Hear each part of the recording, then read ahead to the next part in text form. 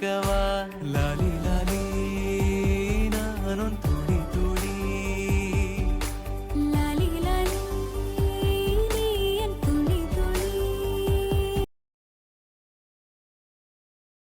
Hi, hello, வணக்கம். எல்லாரும் எப்படி இருக்கீங்க? நான் வந்து ரொம்ப நாளாகவே லாங் வீடியோ வந்து எடிட் பண்ணி அப்டேட் பண்ணணும்னு சொல்லிட்டு ரொம்ப நாள் எனக்கு ஆசை. பட் எனக்கு நேரமும் இல்லை. மெயின் வந்து எனக்கு எடிட் பண்ண தெரியவே தெரியாது. ஸோ இப்போ தான் என் ஹஸ்பண்ட் கொஞ்சம் கொஞ்சம் கற்றுக் கொடுத்தாரு. ஸோ நம்ம ஒரு தெரியாத ஒரு விஷயத்த வந்து நம்ம போய் ப்ரெசென்ட் பண்ணால் அது வந்து நல்லா இருக்காதுல்ல. அதனால தான் கொஞ்சம் பொறுமையாக வெயிட் பண்ணி எடிட் பண்ண கற்றுக்கிட்டேன். இனிமே வந்து வீக்லி 2 டைம்ஸ் வந்து லாங் வீடியோ வரும். கண்டிப்பாக என்னோட வீடியோ உங்களுக்கு பிடிச்சிருந்தா கண்டிப்பாக நீங்கள் பாருங்கள். நீங்கள் பார்த்து வந்து எனக்கு என்கரேஜ் பண்ணியிருந்தா கண்டிப்பாக எனக்கு இன்னுமே வந்து நல்ல நல்ல கன்டென்ட்லாம் கொடுக்க வந்து எனக்கு ரொம்ப யூஸ்ஃபுல்லாக இருக்கும்.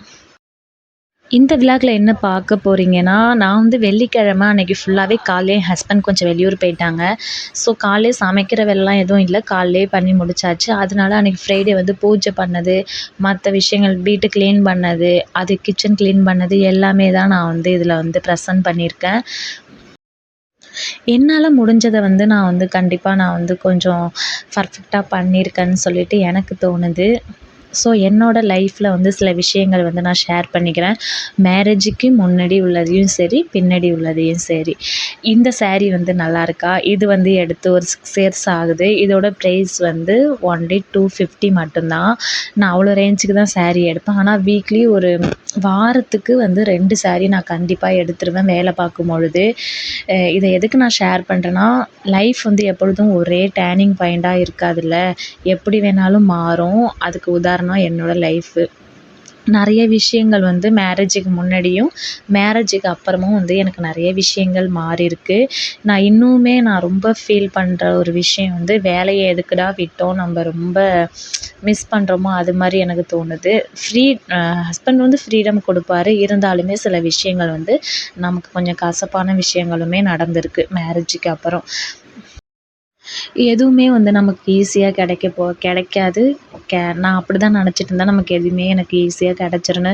மேரேஜுக்கு முன்னாடி எடுத்துக்கிட்டிங்கன்னா, நான் வந்து படிக்கிறப்பலாம் வந்து எங்கள் அண்ணன் வந்து எனக்கு எல்லாமே செஞ்சு கொடுத்துருவாங்க. ஒரு ஸ்நாக்ஸ் வாங்கினா கூட கிட்டத்தட்ட நான் ஹாஸ்டலில் படித்தேன். அவ்வளோக்கொன்னு வாங்கிட்டு வந்து கொடுத்துருவாங்க. ட்ரெஸ்ஸு ஒரு 2000க்கு மேலே தான் என்னோடய பர்ச்சேஸிங்கே. தீபாவளி, பர்த்டேக்கெலாம் 10 நாளைக்கு முன்னாடியே எடுத்துருவேன். ரொம்ப ஒரு எப்படி சொல்கிறது, கேக் வெட்டிடுவாங்க. எல்லாமே பர்ஃபெக்டாக பண்ணிடுவாங்க. எனக்கு எல்லாமே கிடைக்கக்கூடிய ஒரு விஷயம் தான் மேரேஜுக்கு முன்னாடி. பாசம், அன்பு எல்லாமே எனக்கு கிடைக்கும். எப்படி சொல்கிறது, எல்லாருமே ஒரு 10 பேர் கூடயே இருப்பாங்க எப்பொழுதுமே. எங்கள் ஃபேமிலி ரொம்ப பெரிய ஃபேமிலி. இது எதுக்கு நான் ஷேர் பண்ணுறேன், மேரேஜுக்கு அப்புறம் டோட்டல் லைஃப் சேஞ்ச் ஆகிடுச்சு. என்னோடய காலம் வந்து ரொம்ப குறுகிய ஒரு லைஃப்பில் வந்து விட்டுடுச்சு. இந்த ஆடுங்கள்லாம் மேய்ஞ்சிக்கிட்டு இருக்கும். ஆடுன்னு இல்லை, ஆடும் நம்மள மாதிரி ஒரு ஜீவன் தானே. அதுதான் உதாரணத்துக்கு சொல்கிறேன்.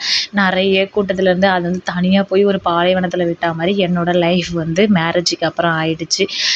அந்த பிரிவும் சஞ்சீவம், ஸ்னேகா மேம் அந்த படத்தில் நடிச்சிருப்பாங்கள்ல, அதே மாதிரி ஒரு காலகட்டத்தில் மேரேஜுக்கு அப்புறம் ஒரு 3 மந்த்தில் ஆகிட்டேன். ஒரு மாதிரி வந்து டிப்ரெஷனில், தனிமை தூங்கி தூங்கி ரொம்ப. அப்புறம் பாப்பா வந்து ப்ரெக்னென்ட் ஆகி கன்ஃபார்ம் ஆன பிறகு அதுலேருந்து கொஞ்சம் ரிலீஃப் ஆனேன். அப்புறம் அதில் கேரிங்கு இருந்தாலுமே அப்போ ரொம்ப டிப்ரெஷன். பக்கத்தில் எல்லாருமே இருப்பாங்க. என்னால் பேசுகிறதுக்கு என்னால் முடியாது.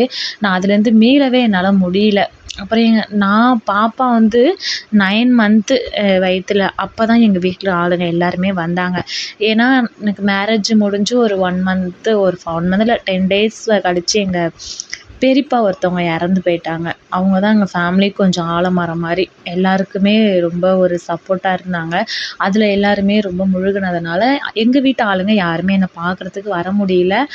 ஸோ நானும் ரொம்ப மிஸ் பண்ணுவேன், ரொம்ப ஃபீல் பண்ணுவேன். அதை வெளியில் சொல்லிக்க முடியாத ஒரு சூழ்நிலை எனக்கு. இன்னுமே அந்த நிகழ்ச்சி என்னால் மறக்கவே முடியாது. இந்த 9 மாதம் வளைகாப்பு விட்டு தான் என்னை வந்து எங்கள் அம்மா வீட்டுக்கு அழைச்சிட்டு போனாங்க. இங்கே எல்லாருமே வந்து அது வந்து ஒரு பெரிய ஸ்வீட் மெமரி. நான் இன்னொரு நாள் ஷேர் பண்ணுறேன். அந்த வீடியோஸ், ஃபோட்டோலாம் இருக்குது. அதையுமே நான் அப்டேட் பண்ணுறேன். என்னோடய வளைகாப்பு, அப்புறம் மேரேஜ் வீடியோ எல்லாமே. ஒரு சில விஷயங்கள் வந்து நம்ம வந்து நான் வந்து இந்த வீடியோஸ் வந்து மேரேஜுக்கு முன்னாடி யாராச்சும் வேலைக்கு போயிட்டு பார்க்குறீங்கன்னா, நமக்கு வந்து இன்கம் ரொம்ப ரொம்ப முக்கியம். என்னதான் நமக்கு கஷ்டம் வந்தாலும் நமக்கு தனியாக ஒரு சேவிங் வந்து வச்சுருக்கணும். மேரேஜுக்கு முன்னாடி நம்ம ஹஸ்பண்டை நம்பி இருக்கணும். அவங்க செய்வாங்க, இவங்க செய்வாங்கன்னு கண்டிப்பாக இருக்கவே கூடாது. என்னோட அனுபவத்தில் சொல்கிறேன் நான். நமக்கு பிடிச்ச ஒரு ட்ரெஸ்ஸாக இருக்கட்டும், ஒரு சாக்லேட் ஆகட்டும், எதுவுமே நான் நிறைய ஏங்கியிருக்கேன். நான் வந்து பாப்பா 5 மந்த் இருக்கும். என் ஹஸ்பண்ட் வாங்கி கொடுக்குறதுக்கு மனசு இருக்கும். பட் எங்களுக்கு வந்து அப்போ கரெக்டாக இருக்கும். வாடகை கொடுக்கணும், கல்யாண கடன் அடைக்கணும். ஸோ எல்லாமே கரெக்டாக இருக்கும். ஸோ நான் மனசுக்குள்ளாரையே அதெல்லாம் போட்டு பூட்டி பூட்டி வச்சுப்பேன். இது வரைக்குமே அந்த ஏக்கங்கள்லாம் இருக்கும் எனக்கு. டைரியில் நிறைய எழுதி வச்சு ஒவ்வொரு நாளுமே நான் இது பண்ணிடுவேன். ஒரு நாள் தேங்காய் கேக்கு பாப்பா வந்து அப்போ 5 மந்த் வயித்துல செக்கப் பண்ணிட்டு வரும்பொழுது, அப்போ செக்கப்புக்கு அதுக்கே காசு கரெக்டாக இருக்கும். அந்த தேங்காய் பன்னு எனக்கு ரொம்ப பிடிக்கும். ரூ. 30 தான் அதோட ப்ரைஸு. பட் அப்போ வந்து எங்களுக்கு கரெக்டாக இருந்துச்சு ஸ்கேன் பண்ணுறதுக்கு காசு எல்லாமே. அந்த போய் நான் எடுத்துட்டேன் கையில். எடுத்த உடனே என் ஹஸ்பண்ட்கிட்ட வந்து காசு இல்லை. இருந்தாலும் வாங்கிக்க தான் சொன்னார். தெரியும்ல நம்ம காசு இல்லைன்னா அதை வச்சுட்டு வந்துட்டேன். அந்த ஏக்கம் வந்து எனக்கு இன்னுமே இருக்கும். அது மாதிரி நிறைய அந்த டைரி மில்க்கு ரூ. 100 டைரி மில்க்கு அதெல்லாம் சாப்பிட்ணுன்னு ரொம்ப ஆசை. நிறைய மேரேஜுக்கு அப்புறம் வந்து இந்த கன்சீவாக இருக்கிறப்ப எல்லாமே ஆசைப்பட்டு நடக்கும்னு சொல்லுவாங்கள்ல. ஸோ நிறையா மிஸ் பண்ணியிருக்கேன். இது எல்லாமே இப்போ எங்கள் வீடு அப்புறம் 1 ஹவர் 2 ஹவர்ஸ் இருந்தால் என் தம்பிங்க, எங்கள் வீட்டில் உள்ளவங்க எல்லாருமே எனக்கு அப்படி பார்த்துப்பாங்க, செய்வாங்க. ஸோ இதுக்கெல்லாம் எதுக்கு சொல்கிறேன்னா, நமக்கு சேவிங் ரொம்ப முக்கியம் பெண்களுக்கு. நம்ம என்ன தான் இருந்தாலும் பணம் வந்து நம்ம சேர்த்து வைக்கணும். அது ஃபஸ்ட்டு நமக்கு ரொம்ப முக்கியம். அதேமாரி நம்ம மேரேஜ் பண்ண போகிறோமா, ஃபஸ்ட்டு நம்மளோட பையன் நல்லா இருக்கானா, அழகாக இருக்கானா, அதெல்லாம் கண்டிப்பாக நம்ம பார்க்கவே கூடாது. நல்ல பணம் வருதா, அதையும் நம்ம பணம் வரும் ஒரு சைடு, பையனும் கேரக்டர் நல்லா இருக்கணும். ஃபேமிலி இஸ் த வெரி கிரேட்ஃபுல்லாக இருக்கணும். நல்லா நமக்கு கம்ஃபர்ட்ஃபுல்லாக இருக்கணும். மாமியார் நல்லா இருப்பாங்களா, பண ஆசை இல்லாமல் இருப்பாங்களா, நகை ஆசை இல்லாமல் இருக்காங்களா, மாமனார், நாத்தனார். ஸோ அது மாதிரி பார்த்து தான் நம்ம மேரேஜ் பண்ணணும். அது ரொம்ப ரொம்ப நம்ம வாழ்க்கைக்கு முக்கியம். அது வந்து பையன் நல்லா இருந்தாருன்னா வச்சுக்கிங்களா, அந்த ஃபேமிலி வந்து அந்த பையனை மாற்றிரும். கெட்டவனா மாற்றிரும். இதுவே பையன் சரியில்லாமல் குடும்பம் நல்லா இருந்ததுன்னா வச்சுங்களேன், கண்டிப்பாக 100% அந்த குடும்பம் வந்து அந்த பையனை நல்லாவே திருத்தி குடும்பம் நல்லா பண்ண வைப்பாங்க. இது என்னோடய லைஃப்பில் வந்து நான் சில பேரை நான் வந்து பார்த்துருக்கேன். அதனால நான் வந்து ஷேர் பண்ணுறேன்.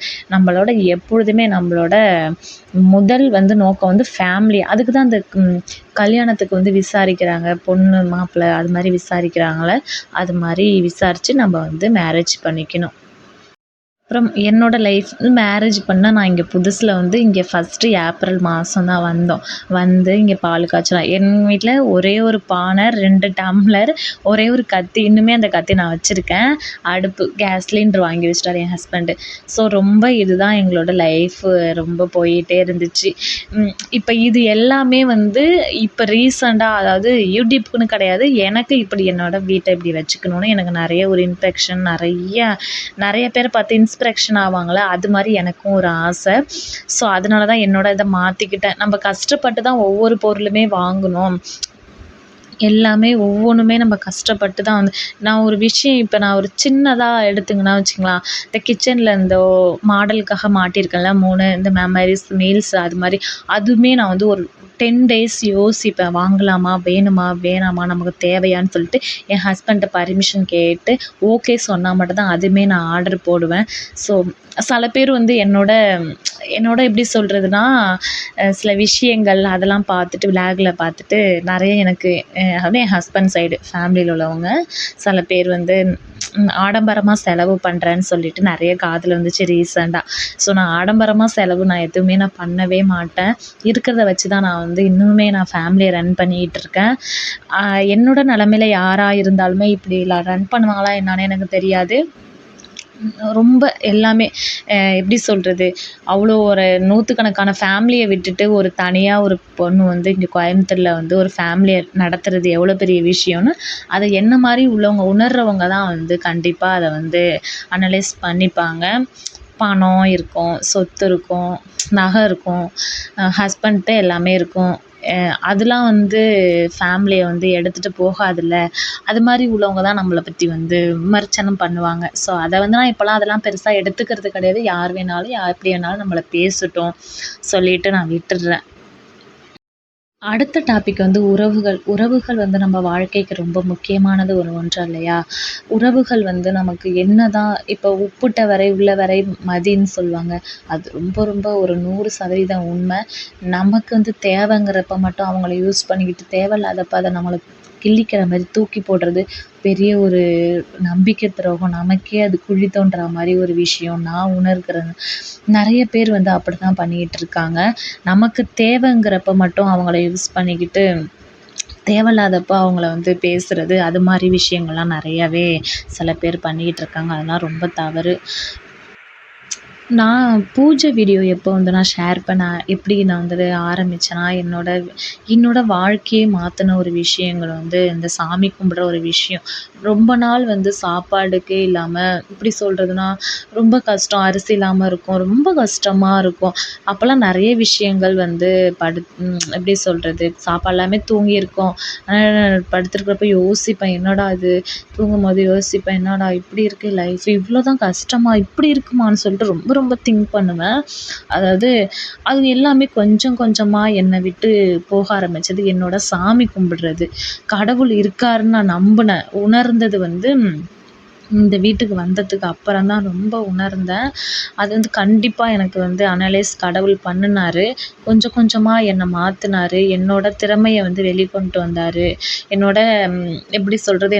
"நீ இப்படிதான். நீ அமைதியா உன்னோட கேரக்டருக்கு தகுந்தா மாரி உனக்கு வந்து லைஃப் வந்து கொண்டுட்டு போகணும்." அப்படின்னு சொல்லிட்டு நெறைய விஷயங்கள் வந்து கொண்டுட்டு போனாரு. ஸோ என்னோட சப்போர்ட் வந்து என் ஹஸ்பண்ட் தான் எனக்கு. ரொம்ப ரொம்ப சப்போர்ட்டா இருந்தாரு. எல்லாத்துக்குமே சப்போர்ட்டா இருப்பாரு. ஒரு சில விஷயங்கள் வந்து எல்லாருக்குமே உள்ள கசப்பான தன்மை இருக்கும். மன வருத்தம். அதையும் தாண்டி வந்து எனக்கு ரொம்ப ஒரு சப்போர்ட்டா என் ஹஸ்பண்ட் எப்பொழுதுமே இருந்துக்கிட்டு தான் இருக்காரு. ஸோ அதனால தான் நான் வந்து இந்த அளவுக்கு வந்து இங்கே கோயம்புத்தூர்ல வந்து ரொம்ப ஒரு விஷயங்கள் வந்து பண்ணிக்கிட்டு ஃபேமிலியை ரன் பண்ணுறது ரொம்ப ஒரு கஷ்டம் தான். பாப்பாவெல்லாம் வச்சுக்கிட்டு. அந்த அளவுல வந்து என் ஹஸ்பண்ட் தான் எனக்கு ரொம்ப முக்கியத்துவமே கொடுக்குறாரு. ஃபேமிலி ஃபேமிலியை மிஸ் பண்ணுறேன்னா, நான் ரொம்ப ரொம்ப தினமுமே மிஸ் பண்ணுவேன். என்னோட ஃபேமிலியை வந்து நான் ரொம்ப ரொம்ப மிஸ் பண்ணுவேன். எ எல்லாருமே வந்து சொல்லுவாங்க, "ஜாலியா இருக்கியே கோயம்புத்தூர்ல போயிட்டு." நெவர். அப்படிலாம் கிடையவே கிடையாது. எப்பொழுதுமே ஒவ்வொரு நிமிஷமே நான் ஃபேமிலியை மிஸ் பண்ணிக்கிட்டு தான் இருக்கேன். ஸோ இது மாரி நெறையா நான் வந்து என்னோட அனுபவங்கள வந்து நான் ஷேர் பண்றேன். வீக்லி ஒரு 2 டைம்ஸ் வந்து நான் லாங் வீடியோவும் நான் போடுறேன். மேரேஜுக்கு முன்னாடி நான் என்னென்ன பண்ணிக்கிட்டு இருந்தேன், எப்படி வேலை பார்த்தேன், எப்படி வேலைக்கு ஜாயின் பண்ணேன், அதுக்கப்புறம் எங்களுக்கு எப்படி மேரேஜ் நடந்துச்சு, அது எல்லாத்தையுமே நான் நெக்ஸ்ட் விலாக்ல ஷேர் பண்றேன். பாய். வீடியோ பிடிச்சிருந்தா சப்ஸ்கிரைப் பண்ணுங்க.